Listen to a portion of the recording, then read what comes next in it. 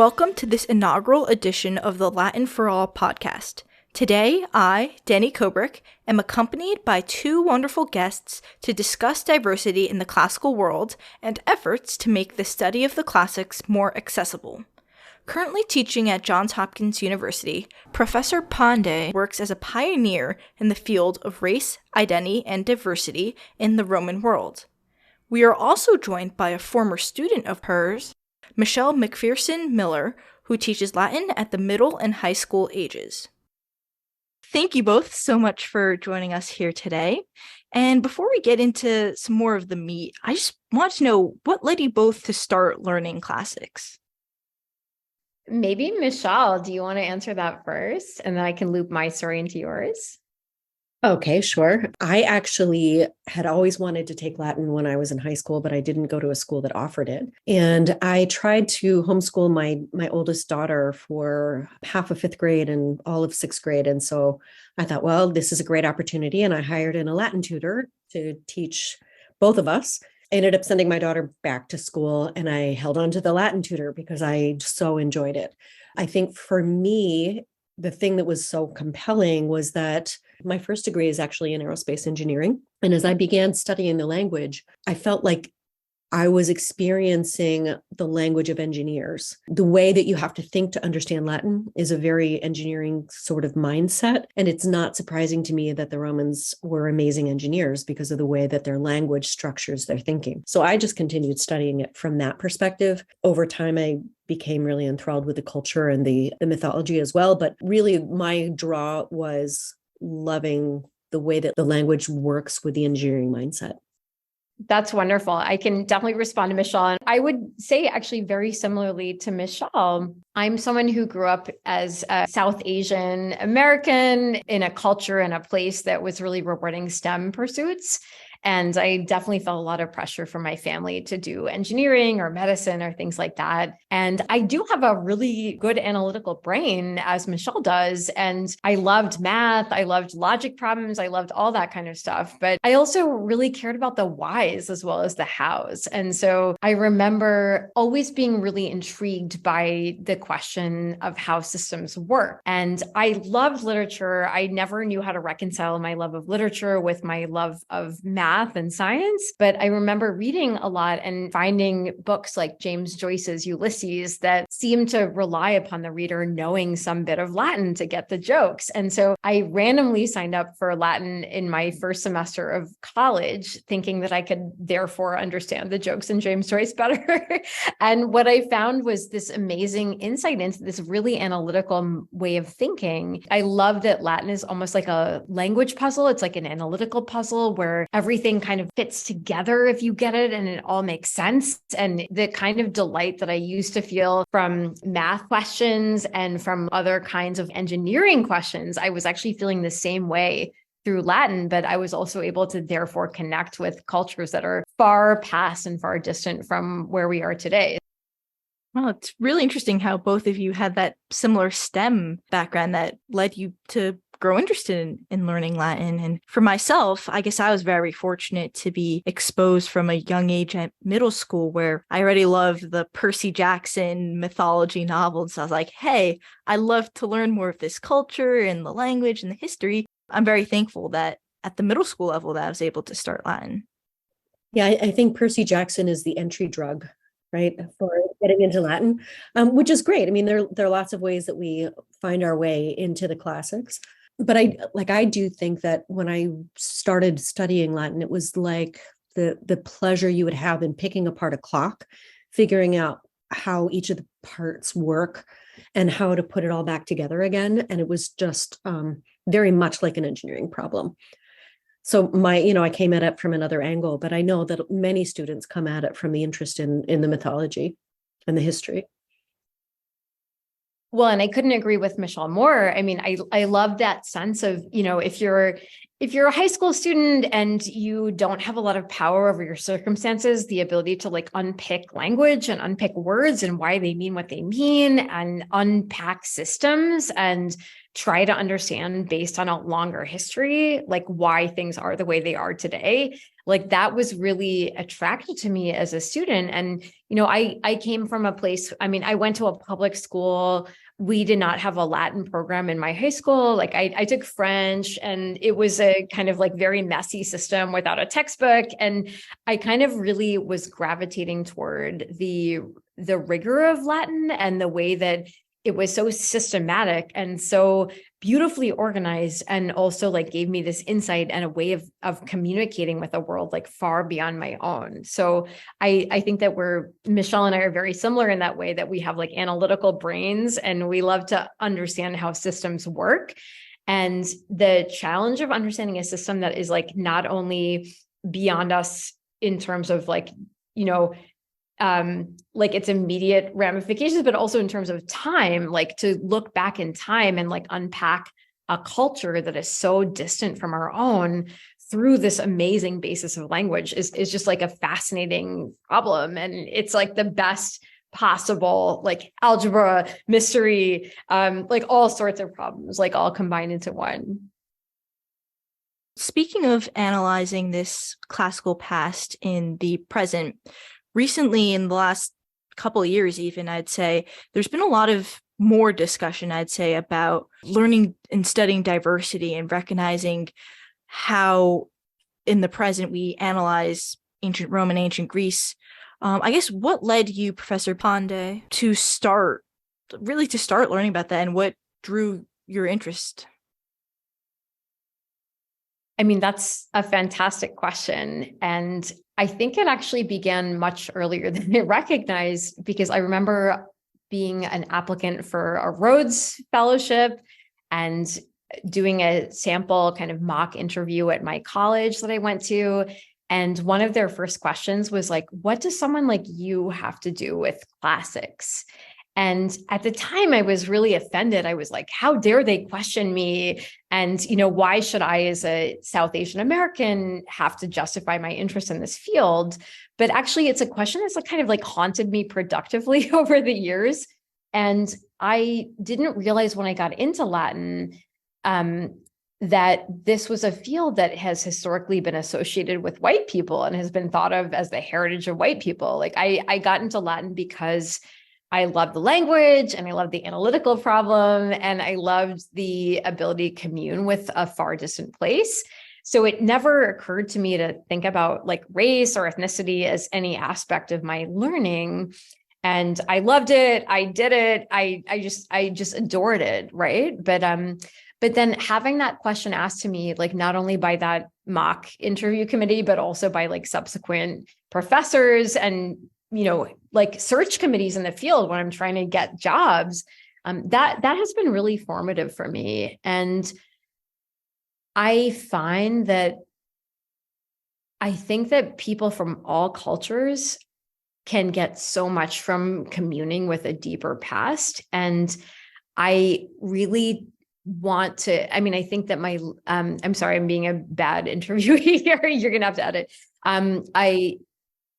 My life's mission right now is to ensure that people from any culture, from any skin color, from any language, from any religious practice can all see that actually antiquity, in an age before there was race, in an age before there were these global inequities that we see today, that actually provides us with a model of human understanding and community that is so precious and so valuable.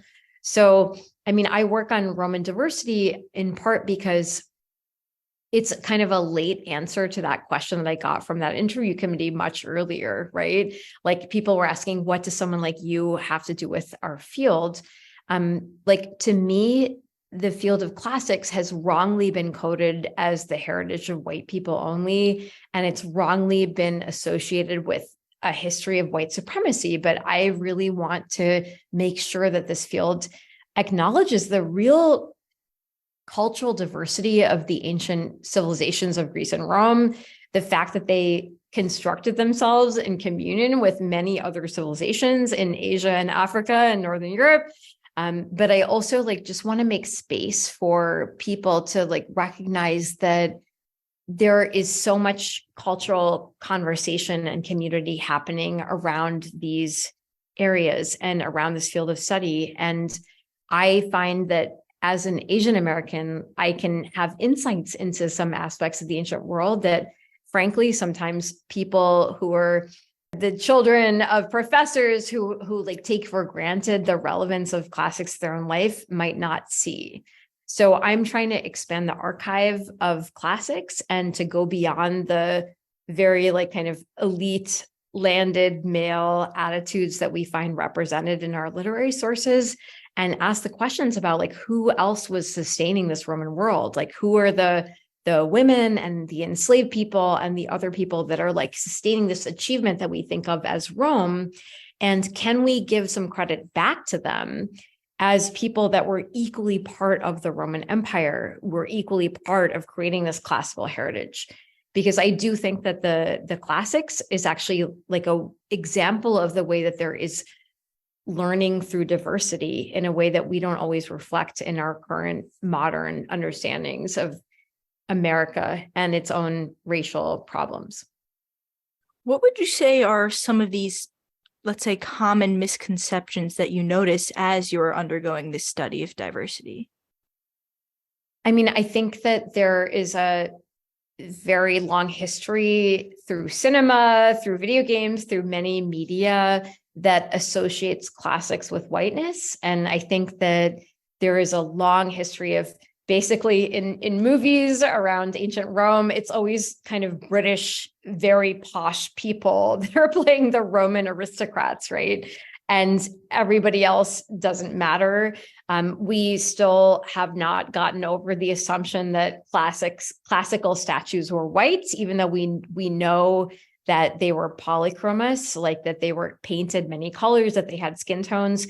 So there is a long-standing association wrongly between classics and the sort of beauty of this white form. And what I would like to do is to use this as a way to, I would like to get my students and your listeners to think about how that history evolves. Like, how did that happen? Because in ancient Roman Greece, it would have been totally foreign to them to think that white is beauty. In fact, white would have been a really freaky skin tone that they would never see because they were from a Mediterranean climate, right? And so there's a really interesting history to be unpacked about how Greece and Rome became associated with whiteness, and also how that whiteness became associated with a dominant power. In my opinion, and my work is driven by this question, right? Like, I'm like thinking about how Rome actually enfranchised and involved people from 3 different continents, right? Like Romans and emperors and people at the highest level of Roman society are coming from Europe, but they're also coming from Asia and from Africa. This is one of the most truly multicultural, many-colored societies that the world has ever known. And they did not think about color difference the same way that we do in modern America. And in a way, even though their society revolved around slavery and all these other horrible things, like they did not have a race-based association with class. And I find that that's very helpful for me and my students to rethink some assumptions that are kind of like inbuilt into modern America, right? So for instance, like we grow up with this understanding of Blackness and whiteness, which would have been totally foreign to ancient thinkers. They did not think of it that way because true Black, true white, those are not actually skin colors that exist in the world. And so thinking about antiquity actually helps us unthink some of our modern assumptions around ethnicity, around race, around class differentials in a way that I find very helpful. For instance, it makes us recognize that race is something that wasn't intrinsic to human history. Race had to be invented. It was invented in the age of colonialism. And actually, Rome and Greece are pre-race, and they help us envision models that have their own inequities for sure, but they are kind of beyond the categories that we impose upon our own modern communities. So in that sense, I find it really interesting as a tool to think through. So I've read something about how this whitewashing also played a role during the Enlightenment. And I know you mentioned colonialism. Would you say that's where, I guess, it originated, or around that time period that it was used as a justification, let's say, for European actions? Yes, absolutely. There's an amazing podcast that I can send you the link for by Ibram Kenji and other scholars that talks about where race came from. And I will say there was not a sense of race as we know it in antiquity. Race was basically invented. The concept of Blackness was first invented as a justification by the Portuguese to justify their enslavement of Black Africans from various different communities within Africa to their slave trade. So the whole concept of race actually was constructed as a justification for people in power to commodify and use and trade human beings. And interestingly, the concept of whiteness was evolved much later than the concept of Blackness, as a sort of similar construct that was thinking through issues of like beauty and privilege and other sorts of things. So there are a lot of stories to tell here, but I think that the invention of race and Blackness and whiteness began with the age of colonialism of the West, of Western European powers upon Africa.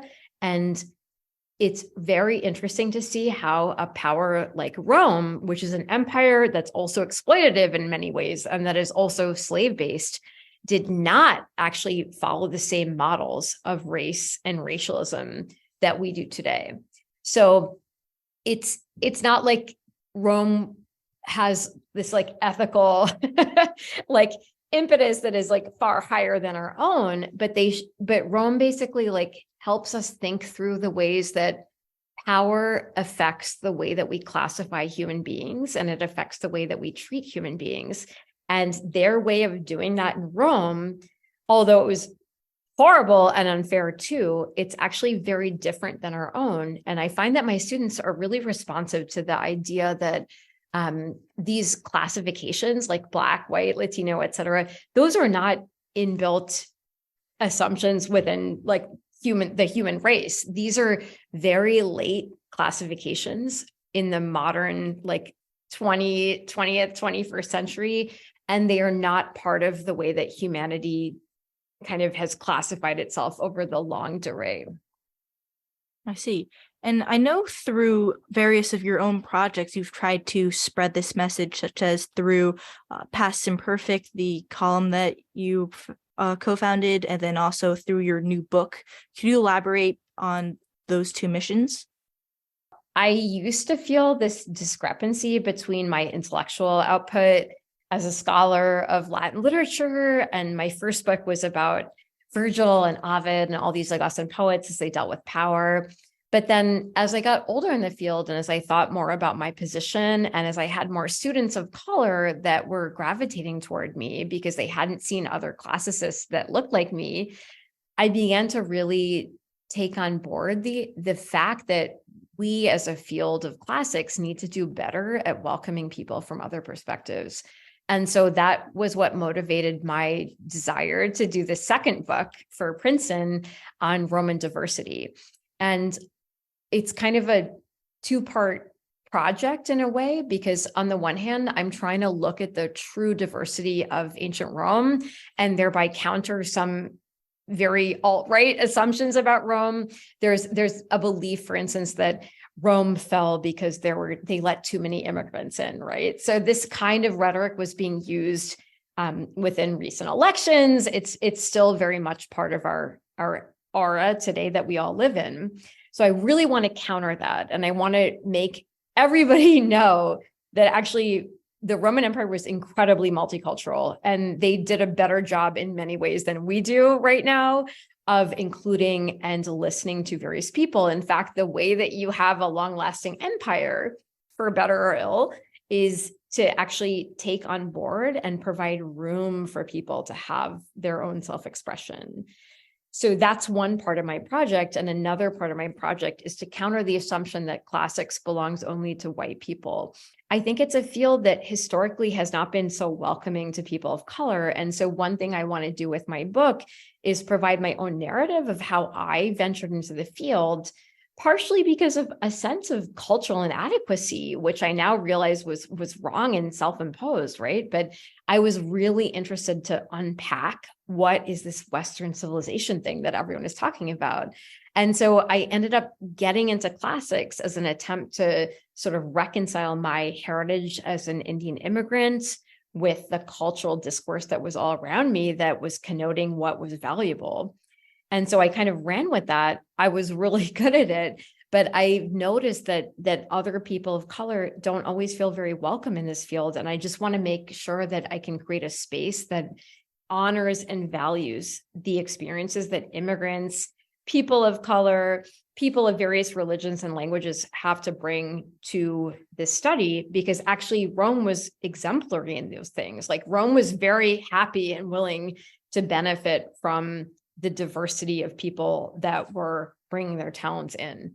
And so in a way, I think that I think that recoloring our mental image of Rome, recoloring our mental image of classics is only going to be wonderful for the future of the field of classics and also for our understanding of our own societies.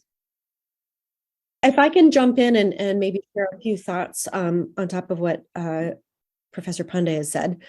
One thing that I always emphasize when I'm discussing slavery and the practice of slavery and what that looked like in ancient Rome, it's important to realize that the wealth that Rome was harvesting from the countries that it conquered was often human capital. It was human beings that were being enslaved and brought into Rome to do the jobs they didn't want to do. So these are people from Britannia and from Gallia and from Germania, and they are most likely fairly blonde-haired, blue-eyed, lighter-skinned, enslaved people. And I just kind of think that's an important point to make, that it in the end, it's your status within Rome that was the most important. And you had the opportunity to buy your way out of slavery by doing good deeds or by serving faithfully or by saving up enough money. I mean, there are plenty of ways that you could get out of slavery. And as soon as you're unenslaved, manumitted, then you have a new status and you are welcomed within the community of Romans and you can become a Roman citizen. This is so like paradoxical, I think, for us. And it's hard for us to wrap our brains around this because the use of African slaves or enslaved people out of Africa is a way of making sure that you never get freed. Because you can never shed your skin, right? And it is if you actually think about the way, and I'm not advocating slavery, but if you think of the way that the Romans allowed slavery to be a stepping stone for Roman citizenship and their openness to that versus the American approach to slavery, which was we don't have this word manumission in America because we didn't have the practice in America. We had emancipation, which is we use a different word because it's a different process. That this is a very, very distinctly different and far more cruel form of human enslavement. And I'm not saying that slavery, being enslaved in Rome was a picnic. It certainly was not. But there were shades of better and worse. Whereas being enslaved in the United States was not a pretty sight.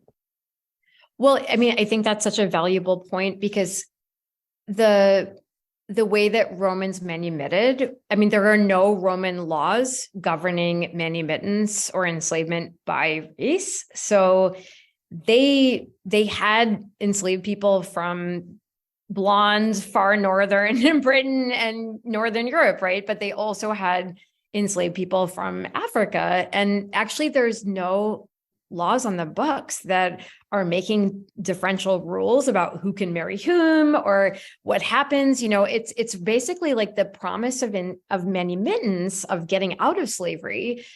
That was actually like this amazing carrot against a lot of sticks, right, of being a slave. But it means that there is a kind of a way to rise beyond your status and to become Roman. So the idea of, even if you had been a slave, you would probably be stigmatized for the rest of your life, but maybe your kids could get a better opportunity. And maybe your kids' kids could actually become even more advanced in society. And maybe eventually, there are Roman emperors who are like African, right? So there was a way that race, like that what we would, sorry, I don't even know how to talk about this, but like what we would now think of race, which was actually a kind of a color question maybe then, those things do not map onto your social advanceability. Whereas right now in the US, because of this long history that we've had of inequity, where we have this kind of theoretical emancipation of Black people, which initially was a war measure designed to undermine the South, because I'm right now zooming in from the state of Maryland, which was a state that retained slavery, even when, it was a Union state, but they had slavery. And the Union was freeing the slaves from the South, from other places, but people were still enslaved in Maryland, like within the Union, right? So this question of like, who counts as a human? Like, is a Black person like a full human or 3/5 of a human? Like, these are questions that have been so horrifyingly discussed and complicated by this American mid-Atlantic passage and all of the history that we have that maps Blackness upon a lower class. And so the thing that I find really interesting about talking about Rome is that what Rome does is like it disengages color from class in a really interesting way. So you can have enslaved people who are Black or white or whatever, and you can have emperors who are Black or white or whatever. It just kind of looks really different from our modern society, where actually having a heritage of slavery, having a heritage of Blackness, like does actually affect your possibilities within society. It affects your life. It affects your ability to like go about your life unharassed by the police. It affects like so many aspects of like every possible part of your life. And so in a really interesting way, like Rome shows us a model of how a society can be diverse and functional and have a sense of identity, but without the kind of racialized violence that we see all the time in modern America. And I'm not saying that Rome is a good example, because it also relied upon amazing amounts of like inequality and state violence and like non-state violence, but it helps my students at least rethink the kind of very like kind of naturalized assumptions that we might have being born into this like mess up society of America, like around things like color and class and your right to basic livelihood. Yeah, I think you both bring up this really interesting distinction that can often be overlooked. If you learn in middle school or high school that the Romans had slaves, you'd, I guess, probably associate it with here in America, the way slavery worked, whereas in reality, it wasn't based on race. So I think it's a wonderful point that you both brought up.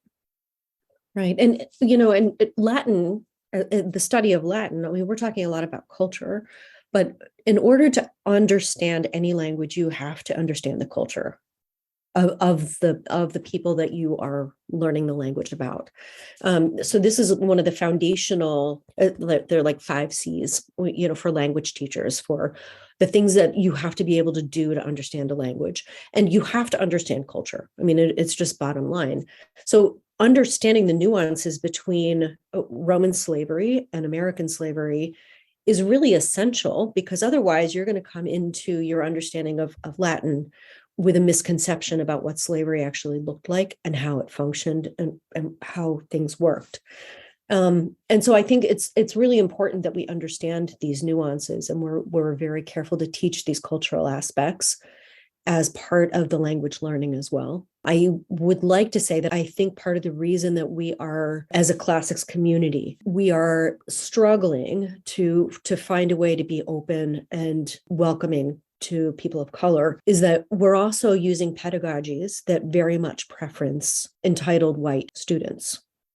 And that is something that is really essential for us to look at is why is it, because of no other language that you're learning, not Spanish, nothing else, would you start with reading? Because the human brain is designed, millions of years of evolution have primed the human brain to take in language orally first, and then to have faulting attempts at speaking before you go to the third step of reading a language. So when we jump right in and say, we're going to start with reading, it's preferencing students that already have extremely strong reading skills, that have strong decoding skills, and that preferences kids that grow up in environments where they've had exposure to books and literature.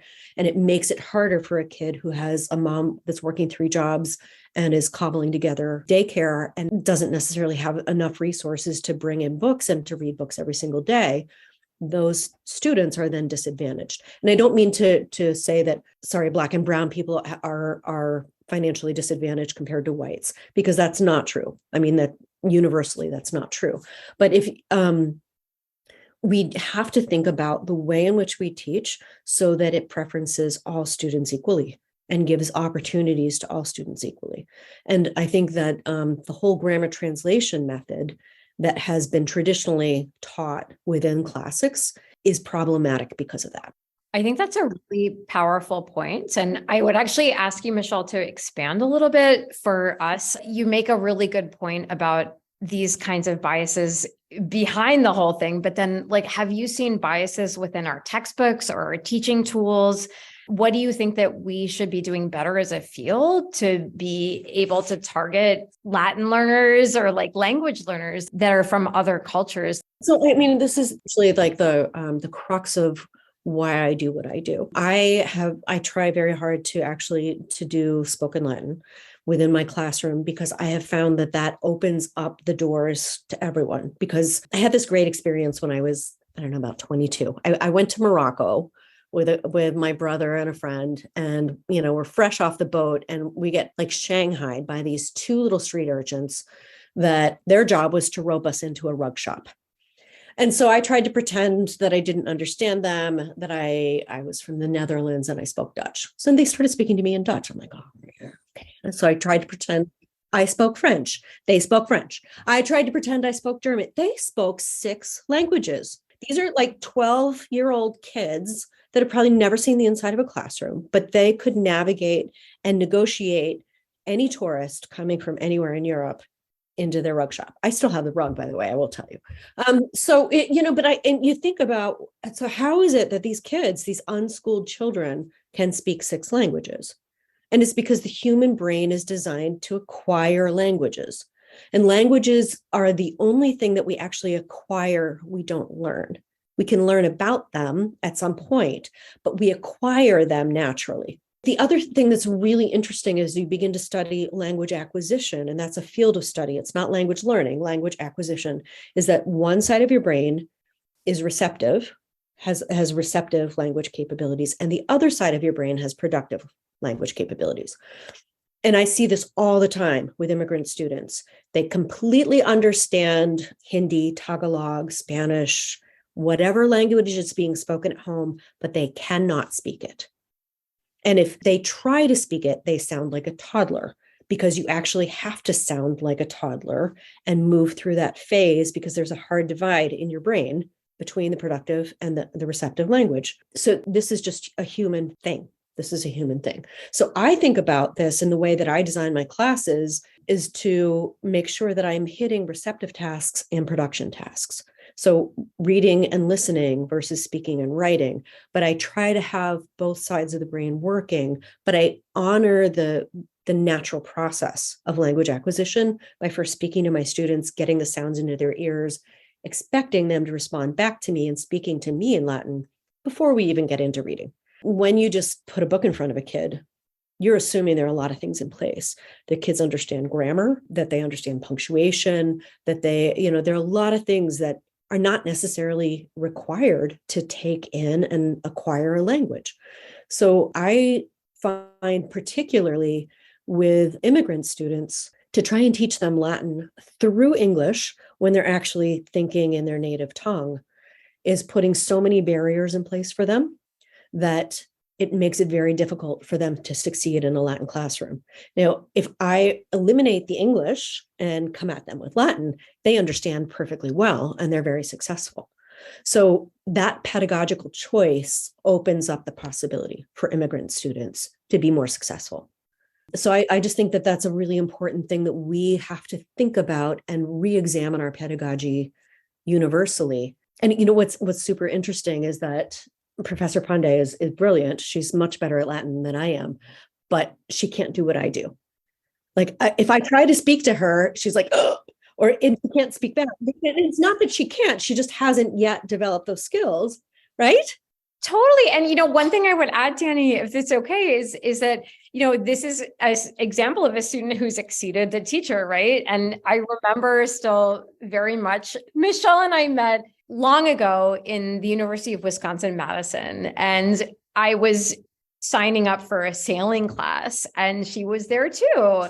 And, it turned out that she's a far better sailor than me and rescued me from my boat capsizing and all sorts of other things. But over the course of this really very physical and very intensive set of days on the lakes of Wisconsin, in Madison, we realized that she was actually going to study classics and she would be my student. And I'm so humbled from what I've learned from her. I mean, it's extraordinary, the pedagogical ramifications and applications that Michelle has been able to tap into. And I'm actually a very standardly trained classicist, right? Like I did the degrees from Oxford and Berkeley and blah, blah, blah. But it's so traditional, right? And you just learn how to read a text that's dead on the page, and you learn how to translate it so that you can pass your exams, and you learn how to analyze it. But what Michelle is doing is so inspiring to me and so much further beyond what I can do. And I'm constantly awed and humbled by her efforts. What she is doing to open up the study of language to multiple populations of people from different levels of privilege is just actually so inspiring to me. And I'm just in awe of her work. And I'm so glad to be able to be in conversation with her and with you. Nandini, I mean, you're amazing. These are skills that had I not been trying to teach a different kind of student, at the university level, you're getting kids that are coming in that are already well primed to learn the way that the classics have always been taught. Right. But when you're teaching at a different level at middle school and high school, you're dealing with a very different brain. And so it's kind of just been a matter of how do I actually get this information out? How do I make this work? And just realizing that this doesn't really work for everybody and having to kind of move off that mark. But, at the end of the day, all learning is a very social and a very emotional process. And the thing that I think is really essential for opening up the classics is having teachers and professors who have an open heart and an open mind for students of color and for students that don't come with the same advantages. Because if a kid doesn't actually feel wanted or welcomed in the classroom, or is embarrassed that they don't know the difference between a noun and a verb, and quite frankly, I've got tons of kids that still don't know the difference between a noun and a verb, but they're too embarrassed to let that out, they're not going to hang in there for the distance. And I would say, to pick up on that, I think that learning is a privilege that is not one of the basic necessities of life. And we need to make sure that our students have their basic needs cared for, that they have adequate physical and emotional and mental health, that they have meals that are healthy, that they have enough time to sleep, that they have housing security. All of these things are factors that actually do disprivilege certain populations. And so when we think about why there aren't more Black or brown classicists that are full professors, it actually goes really far down into inequalities in our whole system and our whole country. And so I love the work that Michelle does to make sure that there's access and to reach people from various backgrounds. And I also think we just really, if we do want to see a more diverse classics, which I think is such an admirable goal, like we actually have to refocus on people's material needs. Like you can't think great thoughts if you don't have your basic needs cared for. It's such an obvious thing, but I worry that so many fellowships, so many like academic experiences are based on how much do you want to aim to do? It's all about ambition. It's all about pressure. And what I would love to make with your help, Danny and Michelle, is like a more humane classics where we can actually look after each other as humans first. And then we can have these great conversations that channel through antiquity, but also think about our modern lives, because I actually think that's frankly, like, yes, antiquity is really interesting to think about in itself, but I think it always needs to wrap back to who we are. And I am someone who came through a long journey. Like, I think that I actually came to classics from a point of rebellion against my Indian heritage, but it's actually brought me back to getting more in touch with my roots and my family. And I would wish that for any of my students. And in fact, I see that happening all the time. I'm sure we've all had experiences with people who say, why speak or learn Latin? It's a dead language. I guess, Michelle, especially there are even Latin teachers who say, you don't really speak Latin anymore. Let's just learn how to translate and read what's on the page. What would your response to that be?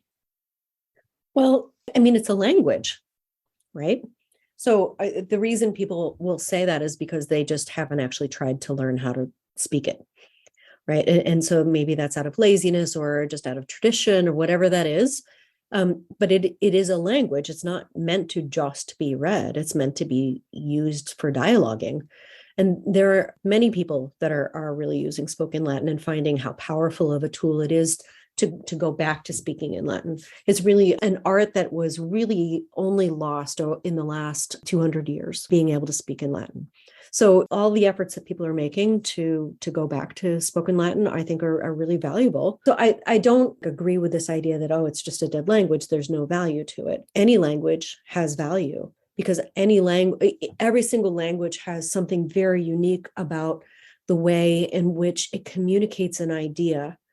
And it's really fascinating to understand how we can't actually conceive of something that we don't have a word for. And the way that the Romans, the way they conceived of ideas is not, I mean, there's such value in understanding the way that they thought about things and also the way in which they were able to communicate in such a compact way that takes us so many more words to be able to say, and it just loses the grace and the beauty of the way that the Romans were able to communicate.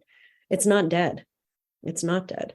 It's very much alive. And I think the more that you study Latin, the more English suddenly comes into color, and you didn't even realize that you were thinking in black and white. I love that. I feel exactly the same way. And I think that the trainings that you get through classics of sensitivity toward words and word choices and out of the whole realm of possibilities of how you could express this, like, why did you choose this one way? That stuff actually really enlivens my life in the world. And I feel like I'm a better reader and understander of modern culture because of my training through classics. And I feel like our students get that too. I bet, Michelle, that you have the same thing where we're kind of training people in these skills that are actually very fundamental to democracy, right? Like, we're training people to understand rhetoric, to understand claims, to evaluate evidence and put it in context, to learn how to talk about their ideas, to learn how to express disagreement in a way that is still civic and polite.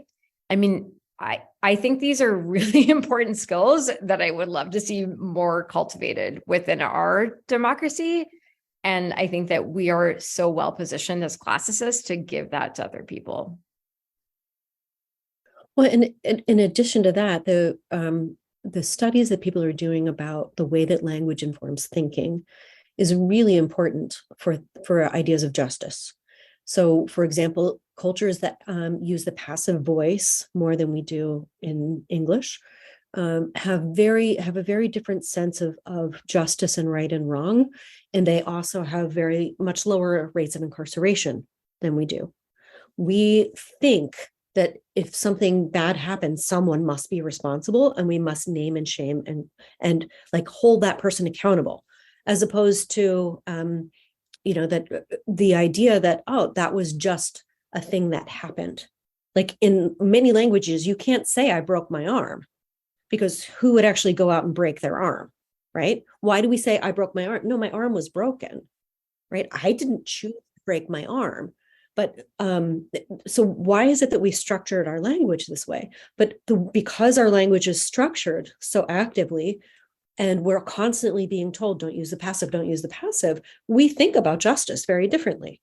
So studying another language and understanding the structure of that language changes the way that we think about everything.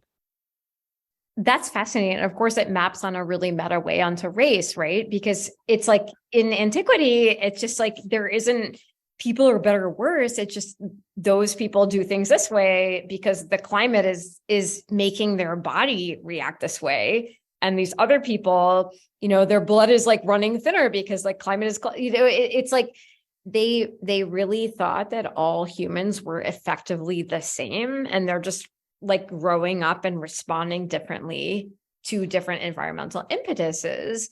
And it's such a really interesting and refreshing contrast to this like baked in model within many systems, including America, that there is some kind of like qualitative difference between people. So the question of like, where did that idea arise that there are races of people and that some are better than others? That is not a classical thing. That is actually a very post-classical thing. And I think a really interesting insight into the development of that, and also into a world that was prior to these horrific divisions that we face in our own societies. Building on this idea of spreading access of classics, I know that in some universities, for example, they've been de-emphasizing the importance of learning the language. Where do you think that comes from, and how can we expand this learning of Latin in the younger age, like K through 12? I think it's interesting. So I was a public school teacher in Wisconsin, in Madison, and my program was eliminated. And I think part of the reason that happened is because there was a perception that this was for the white kids. This was a subject for the white kids. It was privileging the white kids. And the administrators actually did not understand that I was making tremendous inroads into the Black and brown communities within my school. They just had this presumption that classics is, this is a white supremacy thing, as opposed to understanding that there are people within the classics that are working against that, and that the classics themselves have been co-opted by white supremacists, but that doesn't mean that the classics are about white supremacy. So we need to own that dialogue. We need to own the classics and say what classics really is about. And it's not about white supremacy. It's been used by white supremacists, but that doesn't invalidate the value and the contributions that classics can give to our societies. So we have to be really, really, I think, upfront and fight against the notion that it's for white people by white people, because it's simply not, and reclaim classics for the value that it brings for us understanding culture, for us understanding history, for us understanding the way that language informs our thinking. There's so many incredibly valuable things that we can do within classics, but we do have to stand up against that. I couldn't agree more with Michelle. And I will say there are also systems of power here to think about. So, there are departments of classics that have money from donors that want to have a very traditional model of what authority means imposed upon students, right? And it's tricky because even for someone like me, like who has a tenured position, right? Like I'm in a classics department and there's so many parameters about what I'm allowed to teach and like what is kind of beyond the edges. And also, I actually don't even know how to formulate this properly, but I'm trying to do really open classes and to involve students in thinking through the evolution of race and their earlier conceptions of identity that happened in classics. But I can tell that my type of analysis is actually deeply threatening to a lot of established classic scholars because they don't want their way of doing things to be threatened. And they like to just look at their texts and read their texts and not be bothered, right? And so they actually don't welcome the impetus to kind of race criticize some of these texts. So, I mean, as someone who's like actually a fairly established scholar, like I still feel like I have a lot of uphill battles to fight because I've been told from senior people to me that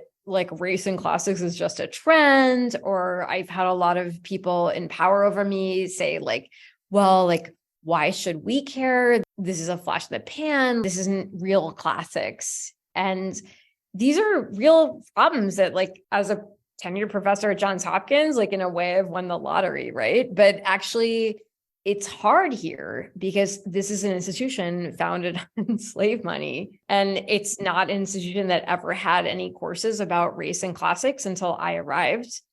And they don't necessarily want to be dealing with that because it's a problem. But I'm doing my best, like within the parameters, to involve students. And I actually think that students are the best impetus forward because they really want to ask these questions and they love it. You know, the thing that I love about my students here is because this is a rich institution, it is actually like able to have very diverse students without debt, right? That's amazing. And so I've never had more diverse classes. And I have these amazing students that want to like bring their experiences into the classroom. And I actually think that my faith is in the students more than the institution in thinking through like what do these conversations mean for them? Because it's not just about classics. It's about how the past affects the present. It's about how we critique the narratives that we've received and how we can gain some sense of agency over categories that are being imposed over us. Like, I mean, I think these are big questions, and I really think that classics can provide some answers. And I think that my students would agree.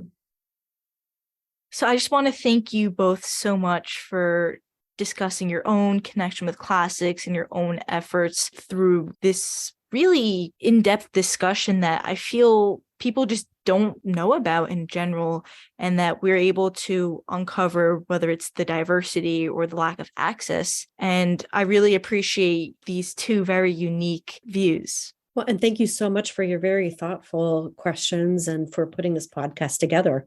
We really appreciate that. Yeah, I mean, it's a problem that has a collective solution, and you're part of it, both of you. It's wonderful to be in conversation with your audience. And I just want to reiterate that everybody is welcome into classics. And Michelle and I would be so delighted to hear from any of you. It's been such an honor to be part of this. Yeah, thank you so much. Thank you. That concludes our first episode of the Latin for All podcast. Thank you to our two guests for your time and insights. If you would like to learn more about Latin for All, go to latinforall.org. Stay tuned for the next episode.